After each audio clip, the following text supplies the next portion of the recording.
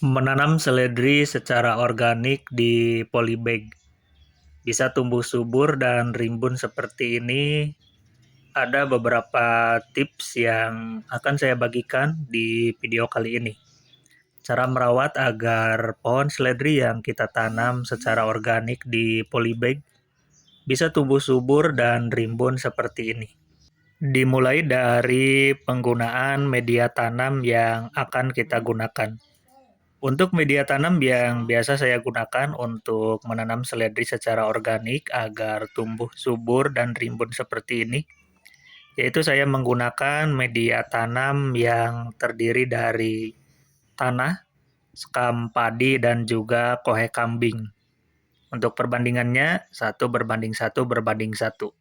Jika takarannya kita menggunakan ember, 1 ember untuk tanah, kemudian 1 ember lagi untuk sekam padi, dan 1 ember lagi untuk kohe kambing. Kemudian kita campurkan ketiga bahan tersebut dan kita jadikan sebagai media tanam dimasukkan ke dalam polybag sehingga bisa kita tanami. Tujuannya agar tanah yang dijadikan media sudah terdapat pupuk organik, yaitu dari kohe kambing tadi. Sehingga kita tidak perlu menambahkan pupuk organik di media tanam ketika tanaman seledri ini sudah tumbuh subur. Kemudian, langkah selanjutnya atau tips selanjutnya agar pohon seledri yang kita tanam selalu tumbuh subur yaitu melakukan perawatan dengan menyiramnya setiap hari. Jika musim kemarau seperti saat ini, teman-teman bisa melakukan penyiraman setiap hari dengan cara memperhatikan media tanam ketika sudah mulai agak kering.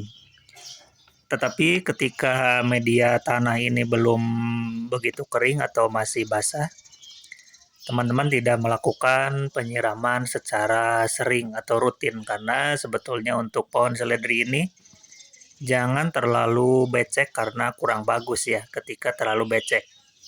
Kemudian untuk penyimpanan pohon seledri sebaiknya disimpan di tempat yang terkena sinar matahari. Kalau saya di sini menyimpannya di halaman rumah ya. Walaupun rumah saya sebetulnya menghadap ke sebelah barat ya dan terkena sinar mataharinya itu ketika sudah siang. Tetapi alhamdulillah pohon seledri ini bisa tumbuh subur ini ya.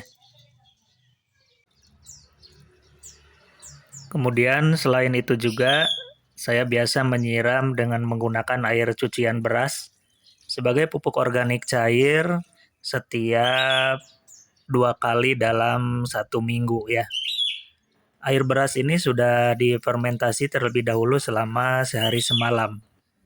Air beras atau air cucian beras merupakan pupuk organik cair gratis yang bisa kita dapatkan dari rumah ya. Selanjutnya, untuk perawatan pohon seledri agar selalu tumbuh subur dan rimbun, yaitu melakukan pemangkasan daun-daun yang sudah mulai tua dan menguning ya, atau melakukan pruning. Ketika teman-teman tidak memanen daun seledri ini, sebaiknya jangan dibiarkan ketika sudah ada daun seledri yang sudah mulai menguning. Kita pangkas, kita buang saja, dan kita bisa jadikan juga sebagai kompos tambahan langsung dibuang di media tanam seperti ini ya. Tujuannya agar ketika kita melakukan pruning atau pemangkasan daun-daun atau cabang atau batang yang sudah tua, maka pohon seledri ini akan tumbuh kembali digantikan dengan daun atau batang yang muda ya, atau tunas muda. Sehingga dengan melakukan pemangkasan tersebut, pohon seledri ini akan tetap tumbuh rimbun ya. Itulah tadi beberapa langkah untuk merawat pohon seledri yang kita tanam secara organik agar selalu tumbuh subur dan rimbun. Semoga tips ini bermanfaat untuk teman-teman semua, terutama untuk teman-teman pekebun organik pemula.